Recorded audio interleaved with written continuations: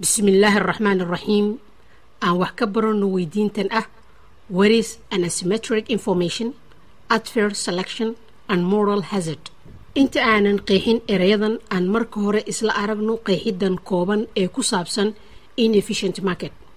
waana marka hantida lacag la kala siisanayo ay ka hooseyso ama ay ka sareyso qiimaha saxda ah oo ay hantidaas joogto, waxaana taa keenaysa inuusan suuqa si fiican u shaqaynaynin. markana aan u soo laabano erebixinta asymmetric information, waxaana ku qeexi karnaa waa xaalad marka dhinacyada rabaan inay macaamilaan aanay haynin xog isku dheelitiran. midaas ayaa keenta inuu suuqa uu noqdo mid aanan waxtar lahayn. si aan qeexidan u sii fahanno, aan isla aragno labada nuuc ee loo kala saaro asymmetric information. kow waa adverse selection, labo waa moral hazard. waxaanan uga hadlaynaa mid mid. haddaan ku hormarno adverse selection, waa xaalad dhacda inta aanan deynta la bixin ka hor ama aanan wax la kala gadan. waana marka labada dhinac ee wada macaamilaya aanay isku xog haynin. haddaba si aan u fahanno, aan isla aragno tusaalahan. aan dhahno qof qaba xaalad caafimaad xumo ayaa waxa uu rabaa inuu gato caymis caafimaad. sida la qiyaasi karana qof u nugul caafimaad xumo ayaa badi soo doonta caymis caafimaad. waxaana dhici karta in xogtaas caafimaad xumo ee haysata macmiilka raba caymiska inaysan shirkadda haynin. midaas ayaa waxaa loo yaqaanaa adverse selection. midaasna waxaa ka dhalan karta in macmiilka lagu badiyo lacagta caymiska ee loo yaqaano premiumka, ama in shirkadda caymiska faa'iidada ay ka samayn doonto macmiilkaas inay yaraato mustaqbalka maadaama aysan haynin xogtii caafimaad xumada haysatay macmiilkan. haddaba si loo xalliyo dhibaatadaas ka dhalatay adverse selection, waxaa la adeegsadaa tool ama aalad loo yaqaano screening.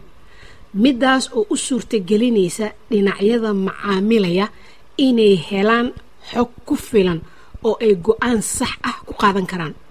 tusaalaheennii ahaa caymiska haddaan u soo laabanno, waxaa laga codsanayaa macmiilkii inuu aado isbitaal si uu isku soo baaro una keeno riboot waafi ah si loogu sameeyo qiimeyn sax ah, kadibna loogu dallaco lacagtii caymiska oo premiumka oo sax ah. haddaba screeningka waxa uu u suurtageliyey shirkadda caymiska inay sameeyaan qaybin sax ah oo macaamiishii loo kala saaro hadba heerka khatartooda ay tahay. ma mid hooseysa, ma mid dhexdhexaa, mase waa mid sare. macmiilkiina in lagu dallaco lacag premium oo sax ah. markana aan isla aragno qaybta labaad oo ah moral hazard. waana xaalad imaata marka wax la kala iibsado ama deynta la siiya macmiilka kadib. waayo qofkii deynta qaatay ayaa waxa uu aaminsan yahay in sida uu rabo uu yeeli karo ciqaab la-aan, haddana inuu helayo qof samata bixiya haddii ay dhibaato qabsato. si aan u fahanno qeexidan moral hazard, aan isla aragno tusaalahan. aan dhahno bangi e waxa uu aaminsan yahay haddii ay qabsato xaalad maaliyadeed oo adag in bangiga dhexe ee waddanka uusan ku fiirsanaynin dhibaatadaas maaliyadeed oo u keeni karta inuu burburo.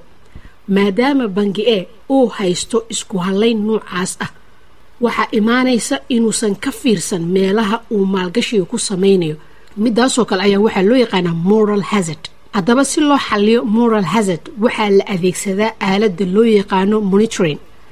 midaasoo ah in lala socdo dhaqdhaqaaqa qofka qaatay deynta. aan aragno tusaalahan.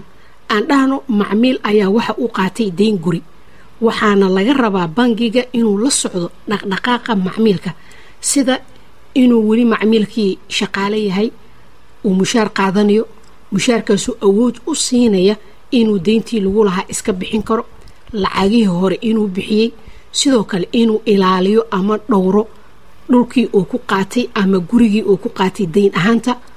sababta loo ilaalinayana waxay tahay lacalla haddii uu macmiilka bixin waayey deynta in dib loo gadi karo gurigii si bangiga uu u helo lacagta deyn ahaanta uga maqan.